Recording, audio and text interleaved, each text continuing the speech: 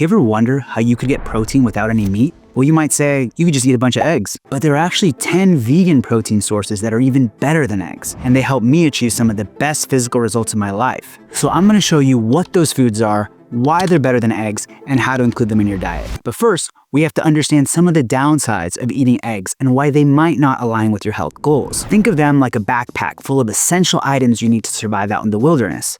But there's also a bunch of heavy rocks in the backpack that do nothing but slow you down. While eggs are often seen as a gold standard for protein consumption since they're cheap, convenient, and have a high protein content, they also come with some of those heavy rocks. About 60% of the calories in eggs are from fat, much of which is saturated fat. And eggs are also loaded with cholesterol, about 200 milligrams for an average-sized egg. That's more than double the amount in a Big Mac. And fat and cholesterol both contribute to heart disease. On the other hand, these foods I'm going to show you are all plant foods, so they naturally have zero cholesterol, are very low in saturated fat, and they're going to be great for your heart. And even better, most of these foods I'm going to show you are even cheaper than eggs. So let's get into the first one. So this first food is critical if you want to build muscle. Just a cup of this food has 16 grams of protein, which is more than 2.5 eggs. It's packed with fiber, and it's been shown to promote gut health, improve blood glucose and cholesterol levels, as well as prevent some types of cancer. So it's no wonder that this food has been associated with living longer, and the best part is you can find it in any grocery store. So you might not be surprised to find out that this first protein source is none other than the mighty bean. And there's so many simple and delicious ways to add these to your diet. Think of beans as the chameleons of the culinary world, adapting to the flavors and forms of any dish they touch. Beans make an excellent addition to any bowls, chilies, or salads you make. When I was in Italy, you'd even commonly find them in pasta, but the options don't end there. You can wrap them in a warm tortilla with some rice and guacamole and make a bean burrito, or you can use them to make a hearty bean dip. You can cook dry beans from scratch, but that can be inconvenient, and nutrition-wise, canned beans are about the same, so I mostly stick to canned. The biggest difference between the two is the sodium content, so to avoid that, you can just get the no salt added variety. But if you aren't sold on beans, this next food might be more up your alley. This food is one of the highest protein vegan foods out there. Only half a cup of it has 21 grams of protein, which is the equivalent of 3.5 eggs. And unlike eggs, it's full of healthy polysaturated fat. It can also be a great source of calcium to help build strong bones. And it's not only good for you, it's good for the planet, since this food produces 97% fewer emissions than beef and 40% fewer emissions than eggs. And the best part about it is that it's probably the most versatile food on this list. You can use it to make savory creamy sauces, meat replacements, egg replacements. You can even use it to make sweet recipes for things like desserts and smoothies. The options are endless. I have to hype it up because as soon as I say it, I know y'all are gonna groan. It's tofu. Now, tofu gets such a bad rap. It's flavorless, it'll give guys boobs, it'll cause cancer, but none of that is really true. For example, Harvard Health says soy, the main ingredient of tofu, is a nutrient-dense source of protein that can safely be consumed several times a week and probably more often, and is likely to provide health benefits, especially when eaten as an alternative to red and processed meat. So when it comes to eating tofu, think of it like a blank canvas. By itself, there's not really much going on, but you can eat it in so many forms and flavors. The only limits to it are your imagination. There's soft tofu, which is like a cream, and you can use it to make a high protein sauce like for an Alfredo, or you can use it as the filling to make a high protein dessert like a chocolate mousse or a chocolate cake. Then there's firm and extra firm tofu, which you can crumble to make a ricotta, or you can also use it to make a tofu scramble. You can bake it, you can bread it and fry it, you can make it barbecue, you can make it buffalo, you can freeze the tofu and thaw it to give it an even different texture and consistency, but you don't have to make it complex. You can make it simple. Some of the best tofu I've ever had was just pan-fried with some soy sauce. I've even had tofu that was so good on its own, I just ate it from the box. I'm not afraid to admit it. So with so many different ways to enjoy tofu, you're bound to like one of them. Now, depending on what country you live in, you might be able to find tofu in your local grocery store, but if not, the specialty stores or even the East Asian stores will be a good bet. And sometimes they come pre-flavored. So now you might be sold on tofu, but maybe you're always in a rush and you're just looking for something even more convenient. Well, this next one's for you. What if I told you that you could upgrade your daily morning routine and instantly get 10 grams of protein with a minimal effort, as easy as getting a cup of coffee? It really can be that easy. The next food on the list is the easiest protein you'll get all day, and that's soy milk. Now, because it's a soy food, it has a lot of the same benefits as tofu, with the added benefit of being one of the simplest foods on this list to add to your diet. While it seems like everyone these days is getting oat milk in their coffee, a swap to soy milk is the easiest protein boost you can make. You could also blend it with a banana to make a protein drink, use it in your protein shakes, in your oatmeal, in baking, and if you use an unsweetened version, you can use it as a base for creamy sauces and curries to instantly make them high protein. Soy milk is even great for the planet, contrary to popular belief. It uses 95% less water than dairy milk, meaning that with the water it takes to make a glass of dairy milk, you can make 20 glasses of soy milk. And these days, you can find soy milk in most grocery stores. But you know what? I recognize that some people still might not want to eat soy for whatever reason, allergies, or they're just still not convinced of the health benefits. So the next food on the list is another versatile, affordable protein source that packs a nutritional punch. This next food has been a protein staple in many cultures around the world for generations. This food's also a heavy hitter when it comes to fiber. It's high in crucial nutrients like iron and zinc. It helps with digestion, and it's jam-packed with antioxidants. This food is so good for you that a study found that for every 2 tablespoons of it that people ate, their chance of premature death went down by 8%. 1 cup of this food has 18 grams of protein, which is the same amount of protein in 3 eggs, and it can be easily added to any diet. It can be found in just about every grocery store, and you can get it for up to 70% cheaper than eggs by calorie. The food I'm talking about is lentils. And there's so many varieties of lentils and mouth-watering ways to eat them. There are red lentils, which fall apart as you cook them and are great for curries and dals. You can also blend them with water and cook them to make delicious flatbreads. And nowadays, you can find pastas made from red lentils. You got black and brown lentils, which are a bit firmer and go amazing with different spices and herbs. One time, I even made a bolognese with lentils. Shout out to Rainbow Plant Life for the recipe. And yeah, it was incredible.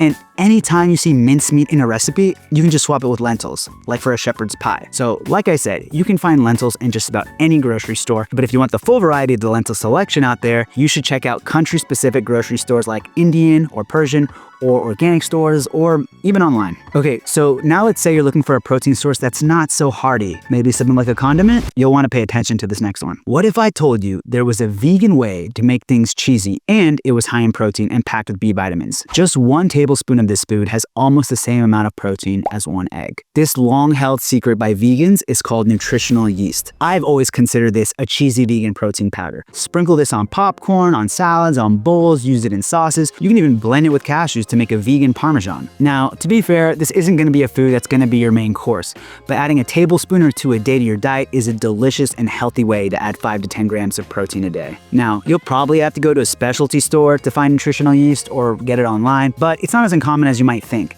I found it in Mexico, Italy, Hungary, and the USA. Now, this next food might be the most unexpected food to show up on this list, but it's even caught the attention of big protein powder companies who often use this food as the primary protein source for their vegan protein powders. It's that good. And calorie for calorie, this food is 32% cheaper than eggs. 1 cup of it has 8 grams of protein, and it even produces 90% fewer carbon emissions than eggs do per gram of protein. And I'm gonna show you some unusual but tasty ways to add it to your diet. It's peas. These little guys go great in carbonaras, add them to your rice, or just season them and serve them as a side. But here comes the hack. You can throw frozen peas into smoothies to make them creamier. You really can't taste them, and they add a huge protein boost. Plus, they're a vegetable, so you're getting your veggies in too. But let's move on to something that's a little bit more meaty. This next food is the highest protein food I've ever seen. It even puts lean meats to shame. Shame. This protein source has 80% more protein per calories than chicken, twice as much protein per calories than beef, and it's been critical for me when I'm trying to lean down but keep protein intake high. The protein to calorie ratio is just too good, which is why it's so shocking that if you eat meat, you probably haven't even ever heard of it. So it actually originated in China, and it's been used historically in Asia as a meat alternative for Buddhists. This food is called Seitan, and it's really popular for making vegan beef, vegan roasts, or anytime people really want to nail the texture of meat. I've seen Seitan mostly in specialty stores, and the only time I've ever seen it in a regular store is Whole Foods in the US, if you count that as a regular store. Otherwise, you could also try online. Back in the pandemic, I would literally just make my own. There are actually tons of super easy recipes online. You just need to get your hands on the main ingredient, which is vital wheat gluten. Speaking of which, seitan is basically just straight gluten. So if that's not your thing, this next one might be the protein source for you. Remember the study that said lentils help people live longer? Well, that same study also found that this next food has the same life-extending properties as lentils. And I'm not surprised. Not only does 1 cup of this food have 15 grams of protein, which is the same as 2.5 eggs, consumption of this food is thought to help prevent the development of chronic diseases like obesity diabetes, and heart disease. And just like tofu, this protein source is incredibly versatile and can be served in sweet or savory dishes. You won't have any trouble finding it because it can be found in just about any supermarket, and by calorie, it'll cost you about 53% less than eggs. This protein source is the chickpea. You won't believe all the different ways that you can eat this food. You can roast a tray of chickpeas and enjoy them as a snack, and sprinkle on some nutritional yeast. You can use them as your protein source in a curry. You can mash them and mix them with vegan mayo, lemon juices, and some spices to make a vegan tuna. And just like beans, canned chickpeas are about the same nutritionally as their dry counterparts. But another secret hack for consuming chickpeas is chickpea flour. There's so many times you can use that to replace eggs. I've had quiche made from chickpea flour, chickpea omelets. I've even used it to make chickpea flour pancakes, which are my favorite kind of high-protein pancakes. And if you want a high-protein dessert, you can use canned chickpeas to make chickpea blondies. Then there's chickpea pasta, which is a high-protein pasta alternative to whole wheat. And you may not have realized this, but chickpeas are also the main ingredients of hummus and falafel. You could spend your whole day eating different forms of chickpeas and not even realize it. But enough about chickpeas. This next protein source is so beloved that it's even a staple for non-vegan bodybuilders. This next food has 7 grams of protein in a single serving, and it also comes packaged with antioxidants, healthy fats, and fiber. Studies have shown that this food helps people manage their weight, and it's been associated with not only reducing someone's chances of dying from heart disease, but from dying of any cause. It's a bargain too. Calorie for calorie, you can get this food for around 80% cheaper than eggs. This next protein source is peanuts. Peanuts themselves make great toppings for oatmeals or crumble them to add a crunch to a noodle or pasta dish. Peanut butter, well, you consume out of the jar, obviously. But seriously, you can make sauces from it, top smoothie bowls with it, use it in a peanut butter and jelly sandwich. You can sometimes swap out oil for peanut butter in baking recipes. I use it in those chickpea pancakes I was telling you all about earlier. I even make a sweet potato peanut stew with it. If you do get peanut butter, I always try to make sure the only ingredients are peanuts and a little bit of salt is fine. The ones with a bunch of extra sugars and oils in them are obviously tasty, but they're not going to be as healthy. But if you're, say, allergic to peanuts, this next protein source is a great way to get loads of plant-based protein. Now, 1 cup of this food has 11 grams of protein, which is about the same as 2 eggs. But unlike eggs, this food is packed with a really special type of fiber, and the fiber in this food is unlike any other on this list. It's called beta-glucan, and it's been researched to help slow digestion, increase satiety, and suppress appetite. And if you think that sounds great, this protein source also contains nutrients that act as antioxidants to reduce the damaging effects of chronic inflammation that is associated with various diseases like cardiovascular disease and diabetes. And it fits any budget. Calorie for calorie, you can also find this food for up to 80% cheaper than eggs. The protein source in question is oats. Oats make a great breakfast that you can top with fruits and all kinds of seeds and nut butters. Or you can also throw all the ingredients in a jar and let them rest in the refrigerator overnight to make overnight oats. That way you have a high protein breakfast ready to eat as soon as you wake up. And you can even make tons of desserts like oatmeal cookies or other sweets using oats as a key ingredient. Unfortunately, oat milk doesn't have the same benefits as consuming them in their whole form, just another reason to drink soy milk. But hold on a sec. Have you ever heard that plant protein isn't a complete source of protein and that it's inferior to animal protein? There's some truth to that, so let me explain. Proteins are made up of amino acids, and there are 9 essential amino acids that our bodies need to get from food for our muscles. Some plant proteins, like soy and peas, have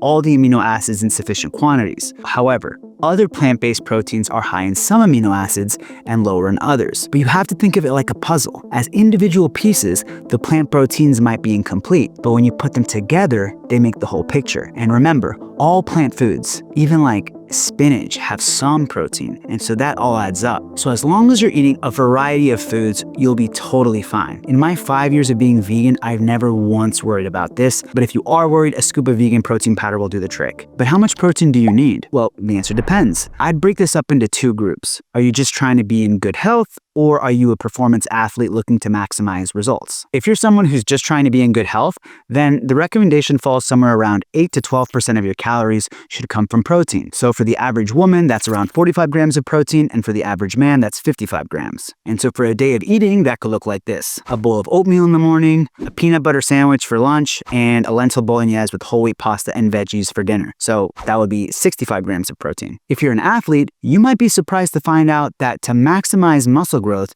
you don't need that much more protein as a percentage of your calories. Studies show anywhere around 15 to 20% of your calories coming from protein is enough to maximize muscle growth. So for the average woman, that's around 95 grams of protein, and for the average man, that's 115 grams of protein. So a day of eating could look like this. For breakfast, a smoothie bowl with protein powder loaded with fruits and peanut butter. For lunch, a warm chickpea bowl with brown rice, veggies, and a tahini dressing, and a tofu stir fry for dinner. So as long as you're eating a good variety of foods on the list, you'll be doing just fine from a protein perspective. But remember, even if you've got protein figured out, there are still a lot of mistakes you might make when trying to eat more plant-based. So check out this video where I share how I learned to avoid those in my last 5 years of being vegan.